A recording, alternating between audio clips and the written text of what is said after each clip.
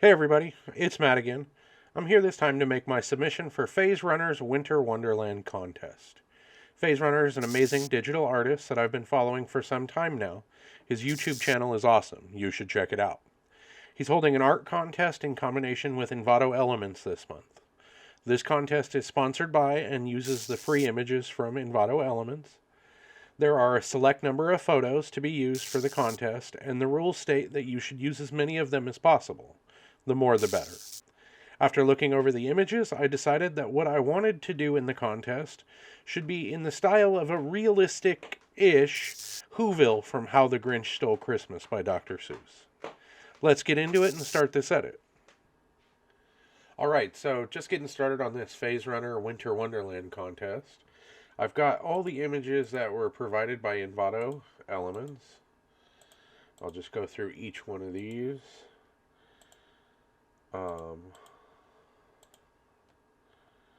They're all pretty good images. I like these a lot. And then I have all of the Aurora images in one group here. I think there's something excellent to be done here. And the first thing I'm thinking about, and I think this will be a good challenge and kind of fun to try to replicate, is Whoville. I've been watching a lot of Christmas movies this week with my wife. And I think Whoville would be an excellent thing to try to do. So I want to maybe work on the sign and some houses in the background. I have some original images here from the Dr. Seuss cartoon and from the original comic strip. And I want to just go through and kind of see if I can recreate some of this in Photoshop using only those images. So I will get started on preparing some of those, and then I'll come back with you and kind of let you know what I'm doing and when.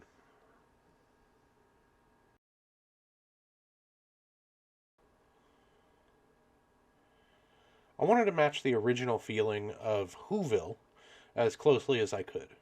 A few things I love about the town are the wildly out-of-scale buildings, the central tree as a gathering place, and the repetition of color and shape throughout the town. I wanted to keep all of those things as I made mine. Another very important part of the town to me is, even though it's a photo manipulation, using real textures was the quality of the lines in the original drawings and the animations.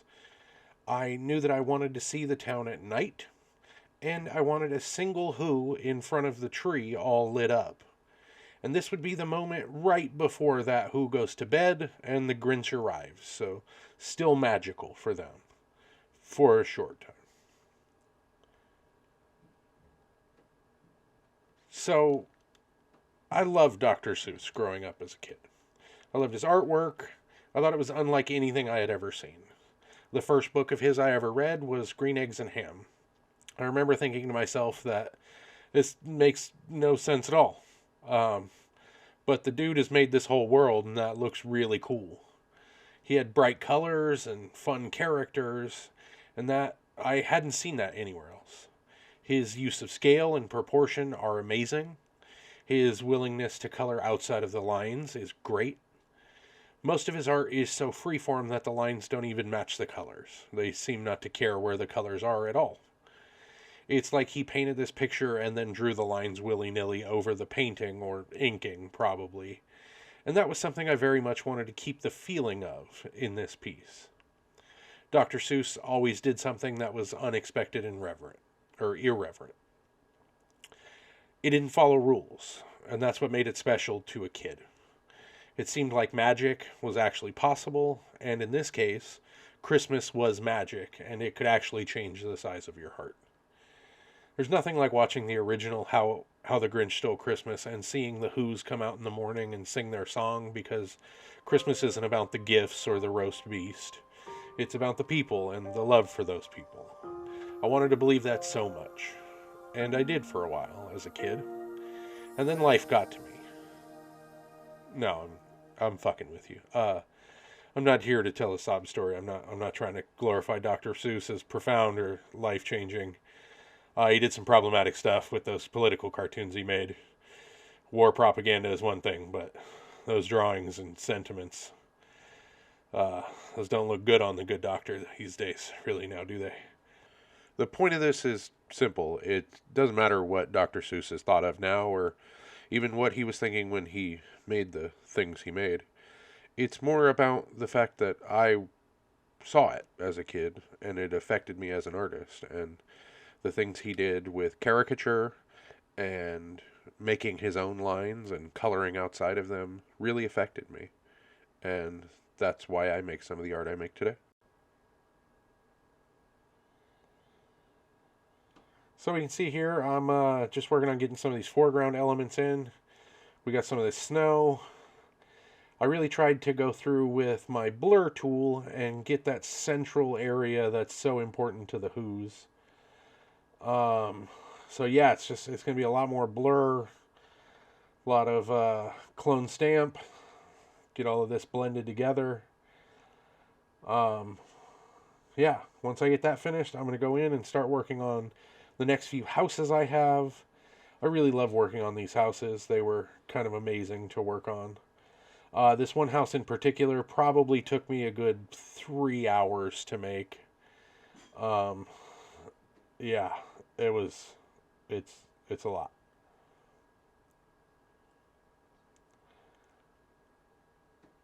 Here's where I decide that I really do want outlines in this drawing. So I'm going to go through and I'm going to outline everything out. And then I keep looking at the original and noticing there are no outlines on the top of the snow, so I tell myself maybe I don't want that, and then I go back and forth, maybe I do want it, and like maybe the outlines are best. And so I'm outlining the tree, and eventually I'll go through and outline pretty much everything that I think needs an outline, just to kind of help distinguish it as a part of a Dr. Seussian world. I do skip a lot of the outlining because it was a lot of outlining. It took me a while, especially because I don't use a pen tool. I use a brush or a mouse, and that was hell with my mouse. Now, working on my tree here, just trying to match some of those original things. You can see I originally went through with just circles, and then the outlines help to break those circles up a lot. And it's something that Dr. Seuss did. I think that he would ink stuff first, or at least that's what it feels like. I'm not an expert on any of this. Feels like he would go through and ink stuff and then go back and do lining over the inks. And he would just let that be however he wanted it to be. So here you can see adding in foreground stuff in front of this house I had made, adding a little bit of a shadow in there. Put some steps down into the central area. And now I'm starting on that other house I was talking about. This house did take me forever to make. First thing I want to do is get all of this wood, and then I will keep my original image up here so I can try to match it just as I'm going through. This house takes a while to put together, so I'll go ahead and get on with that and then come back to you here in a little bit.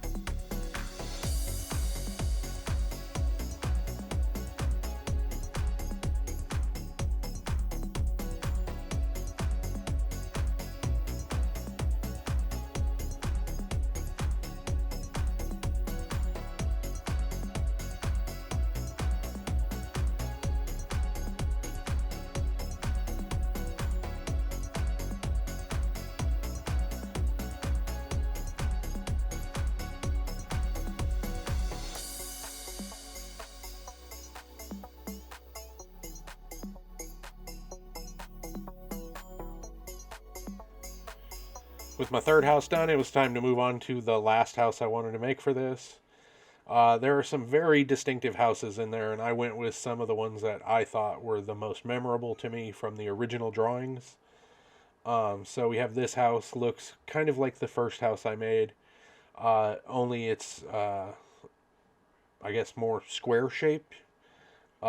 Is more dimensional than just the round cylindrical house.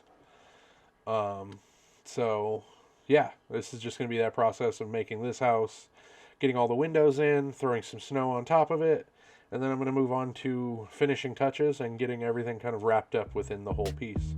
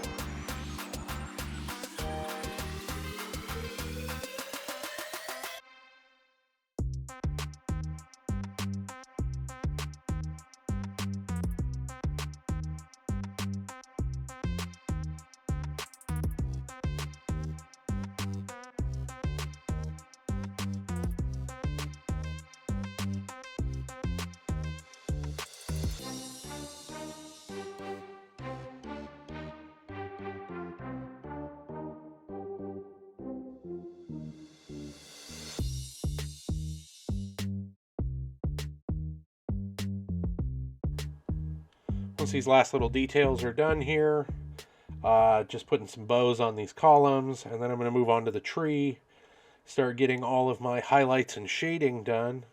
Up until this point, it's mostly just been creating things for this piece. And now it's going to be doing shadows, and then start doing highlights on everything. I'll go through and do highlights on the bulbs, make everything glow, and then start to get reflected light pretty much everywhere in the town. The light that reflects off the snow, all kind of coming from this tree as the central point in the composition. And then some reflected lights from the sky onto the snow as well that you'll see I put in here.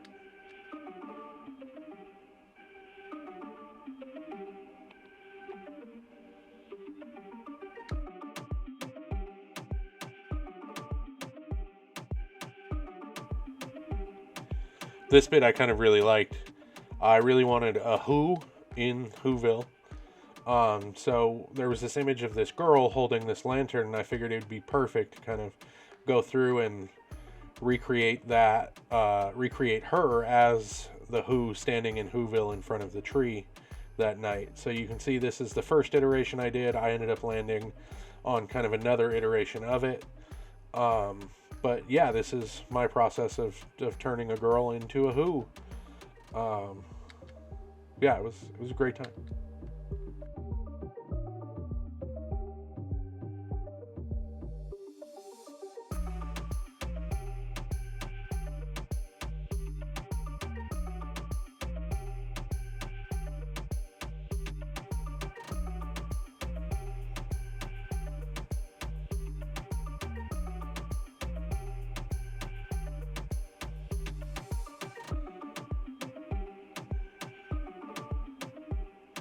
And once my little Who person is done, really the last thing to do is go through and get all of these highlights and light from the tree onto everything in here. You can see I put some lights from the sky onto the trees in the background, lights from the tree, reflected light, and then go in and do my camera raw filter, and we're just about done.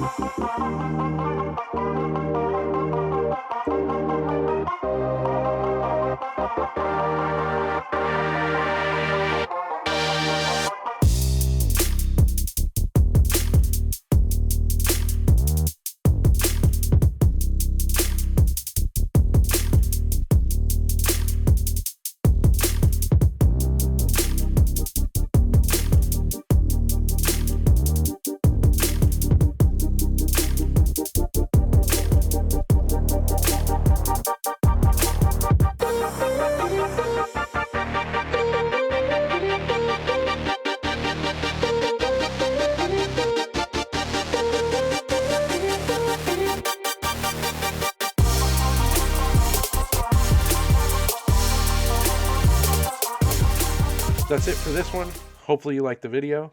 If you like this type of content, let me know by leaving a like on the video and subscribing to the channel if you haven't already. I just did a tutorial on highlights if you like that kind of thing. And be sure to look out for my new series of videos documenting how I'm making a living as an artist. That should be releasing here soon.